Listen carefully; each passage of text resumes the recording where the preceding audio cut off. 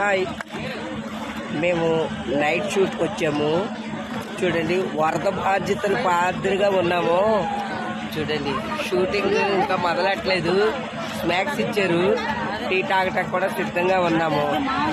కానీ దోమలు కుడుతున్నాయే, అబ్బా ఏం పొడుతున్నాయో.